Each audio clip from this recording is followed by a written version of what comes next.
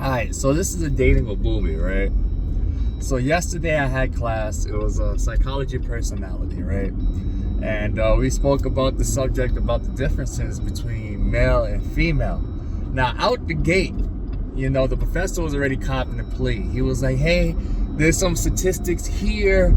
I just want to let you know this is all a statistical study. Don't be mad at me. This is what we found on a psychological level. Basically saying, I don't want to offend all the women in this classroom. I want to keep my job. I find it sad that women have that much power, that men are afraid of compromising their careers by speaking biological truths, right? Now, I'm a very direct person. I don't give a shit. So we start talking about it. And he was talking about the nature in women and what the nature of men in are completely different. How what we desire is completely different. This is something I've been speaking about on my podcast for the longest, right? So he goes, hey, women want the bad boy up front. So they're more likely to make reckless decisions in their early 20s all the way up to 30s. And then 30s, they slow down and they want more security. So the bad boy, the Chad, the guys who just want to have fun, they get those up front and want to settle down. So he asks, does anybody know why women go and skip the nice guy and go for the bad boy up front? He was afraid to say it. But he had a whole slide point. This is all backed by research. This is literally all backed by statistics. But he was still afraid to talk about it, even though that it was his job, because women get so goddamn offended. So goddamn defensive about the truth. He was afraid to talk about it. So I rose my hand. I was like, hey, I got this, right? He goes, why? So I go, okay, women have a biological clock. They chase excitement up front in their 20s.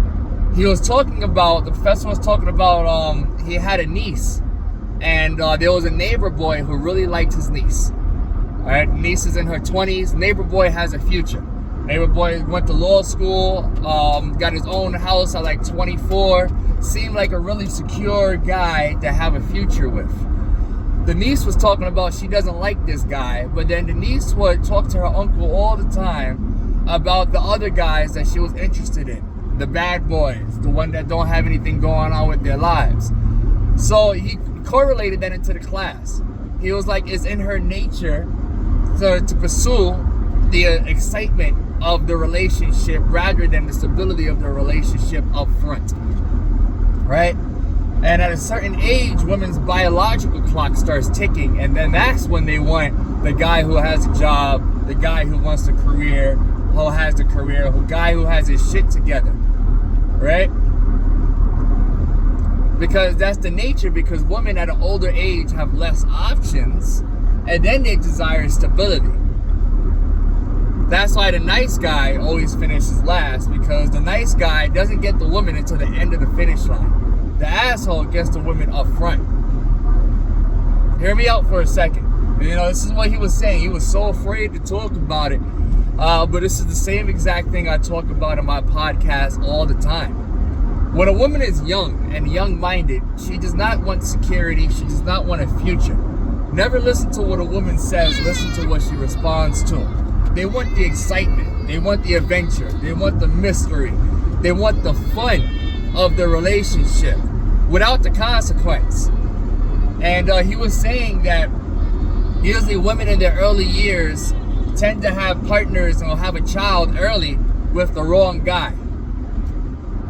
Statistically, that's why you see a lot of these single baby moms, oh, he's a deadbeat. And this goes into the science that we see every day. Oh yeah, I had a child at 18. Yeah, I had a child at 23. Yeah, I had a child at this particular age before they matured because they chased the excitement, but didn't expect the consequence, but they wanted the benefit of the excitement. Women are weird, right? Women are weird because to me, in my mind, it's like self-sabotage. Self-sabotage. Chase the bad boy, have your fun, have a whole bunch of kids. When you realize those relationships don't work, then you want the nice guy. The nice guy that put in the hard work, the nice guy who got his career, the nice guy who actually did his life right. And now that nice guy doesn't want you no more because you made all of the bad decisions up front. And every nice guy, every asshole was once a nice guy. Think about it. Every asshole was once a nice guy. But, you know, I guess it is what it is, but I find that so fucking strange. And then, based on their bad decisions, they created this ego that protected them from responsibility. Instead of saying I made a bad choice in a partner that I chose to have a kid with, you're gonna tell the world I'm a strong, independent woman who doesn't need a man. Because you just don't want to say you made the wrong decision. So it's the ego factor that a lot of women have and avoiding accountability. So they convince themselves that it's not their fault, it's the man's fault. And a lot of the time, they make it worse for themselves by making it difficult for the father to be in that child's life to even assist them. And then, when they make it so difficult, when that man finally breaks or gives up, that man's a deadbeat. That man's an asshole. That nigga never did shit. But they will never tell you about the endless court cases that man had to go through. They'll never tell you the psychological fucking mind games and gymnastics that man had to go through to at least have access to that child, because women weaponize their own children to avoid accountability, to be petty, and to stroke their own ego. And then the same women complain, why aren't there any good men? Why aren't there any good men to take care of children that I had with somebody else? Self-sabotage. Self-sabotage. I just find it strange, like the woman's psyche, a lot of the time. It's like maturity was never a factor growing up. And I don't know how they say women mature faster than men. When women make more of the emotional decisions that sabotage themselves. Most of the decisions. I'm going to leave a marriage where I have stability, I have a family, I have a husband. Instead of fixing problems, I'm going to be in my 30s and 40s and I'm going to divorce the man, give myself all the debt, because I'm going to take the house, I'm going to take the kids, I'm going to take the car, but with debt comes responsibility. Then I'm going to complain about the responsibility that I forced myself into having.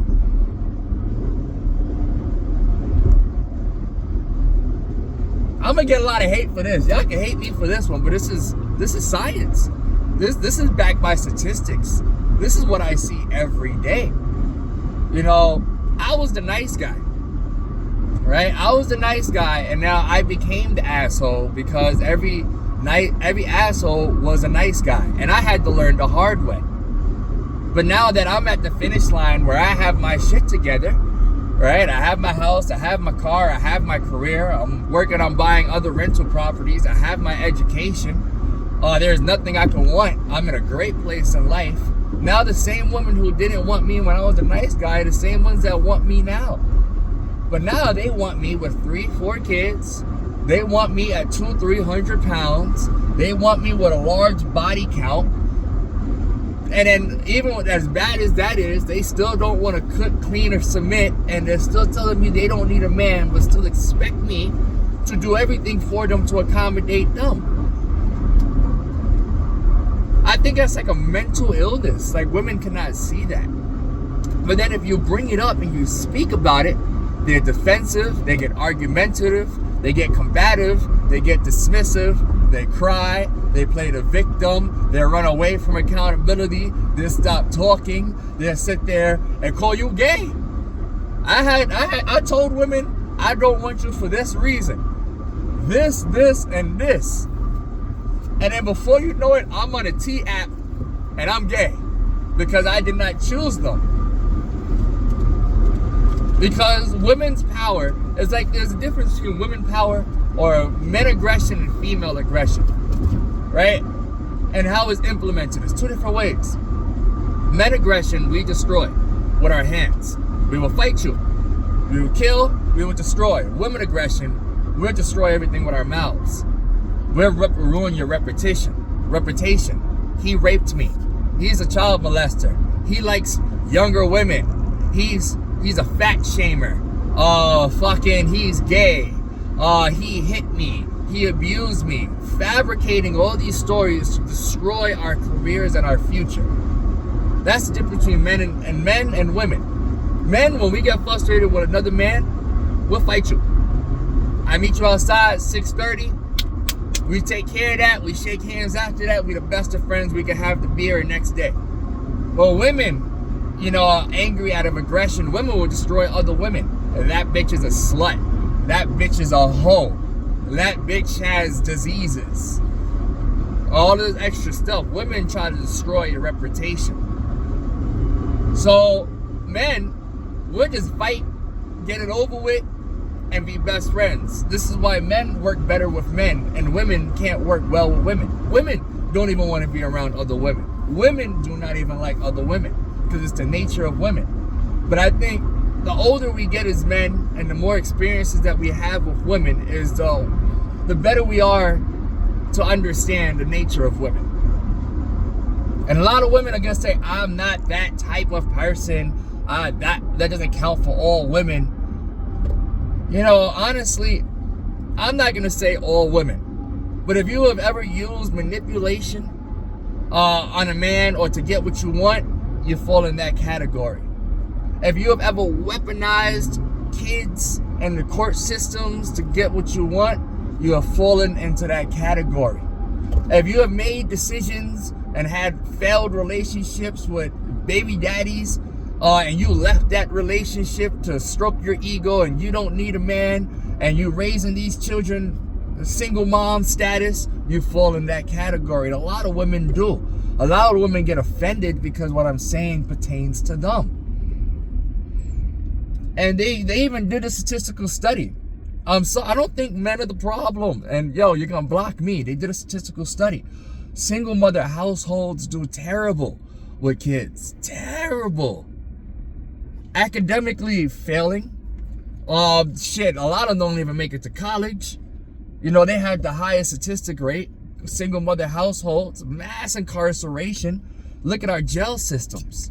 70 to 80% of those males incarcerated come from single mother households. Runaways. Kids who run away from the mom. Single mother households. Suicide. Alcohol abuse. Drug abuse. Mental health issues. Those shootings. Look back at the school shootings. Single mother households. Fathers install discipline into their children. Mothers install nurturement into their children. Mothers cannot teach a boy to be a man under any circumstances, because a woman has never lived a male experience. But the woman ego goes, my ego is more important than, having a father figure in my child's life for them to beat the odds and not fall into statistics that we all know as reality today. Ego.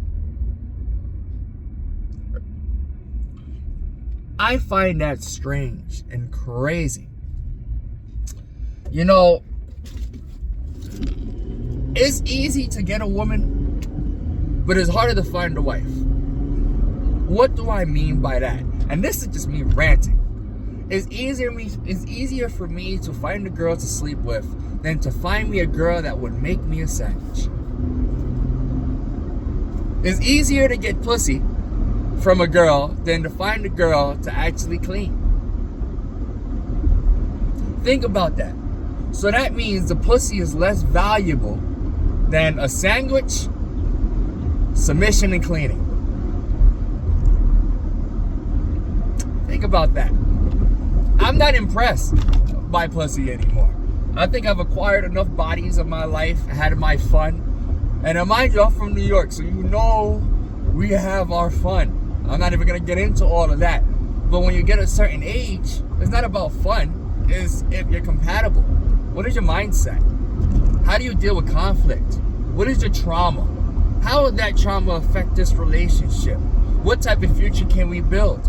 Am I expected to do 100 and you do 0 just because you're a woman? You know, these are the things that become more important. A lot of women lead with their sexuality.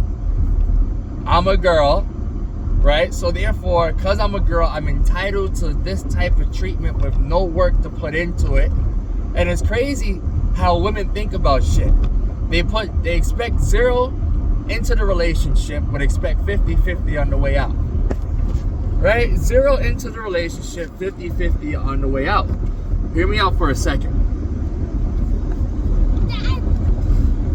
Hear me out for a second.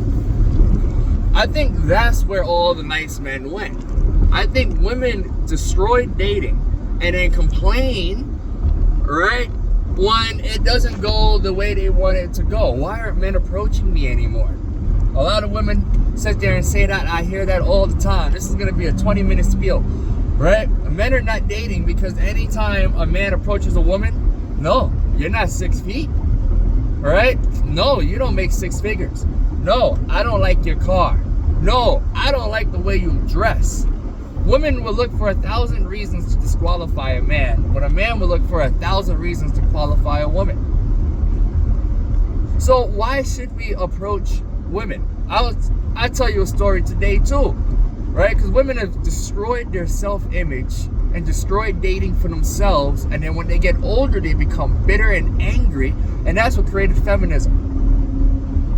That's what created feminism, right?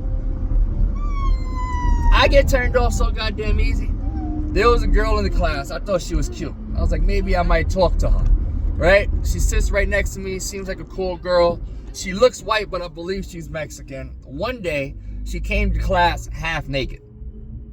Half fucking naked. Turned me off. And it was sad because inside the classroom is cold. And the bitch was freezing. So she would rather be cold to seek attention than to just be warm. That showed me a mentality, right? Women killed their self-image. Women go, why can't I find a decent man? Well, if you have your body out there, right, half naked all the time, you're going to attract men who only care about what you look like. And they're going to treat you as such. If you act like a hoe, you talk like a hoe, you dress like a hoe, you do a whole activity, go to the bar, go to the club, sleep with different men, and then expect to be treated like a queen? Perception is reality. So, I think that's where I'm at.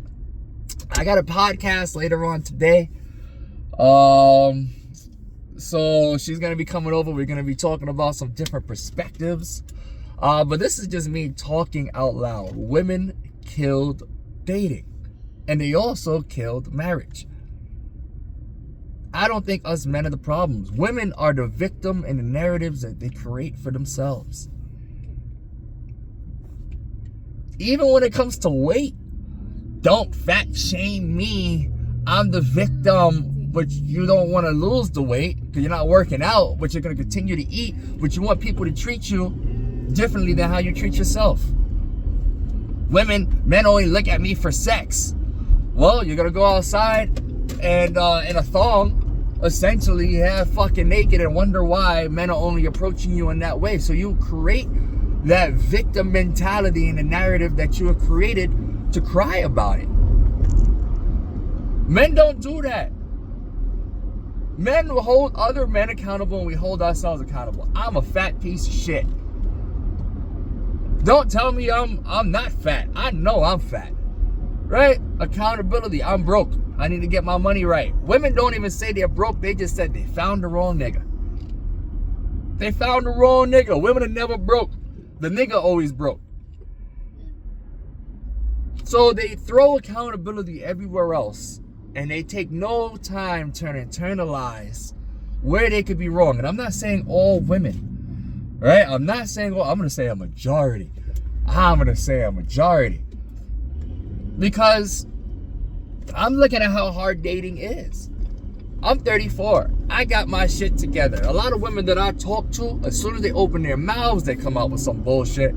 And then, you remember when I told y'all, it's like, women want these certain things from a man, but then when they have to ask themselves, do they possess the things that a man wants from them? Women think they're qualified just because they're women or they're attractive.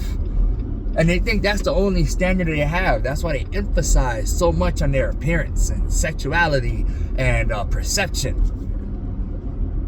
But it's your mind. It's your mind. And I think a lot of women's minds are poisoned. It's like dog shit. Smells like it. I'm pretty sure it tastes like it. But I think social media is giving these women a narcissistic ego boost that keeps them from living in the reality that we know today. I want a man to take care of my 4 kids and step up. I know I had him with 3 different baby daddies, and he's not a real man unless he does. But you can't expect nothing from me in return because I'm the woman, I deserve it. And every woman's a 10. They could just make up their own rules. Well, shit, maybe that might be a little controversial. I don't really give a shit. But I'm speaking from my personal experience. I'm speaking from the experiences I've collected from men. I'm speaking from the experiences that I've collected from women. I'm doing this podcast. I'm really doing this podcast. I'm asking these hard questions. I'm getting these answers. And the answers are the same exact answers.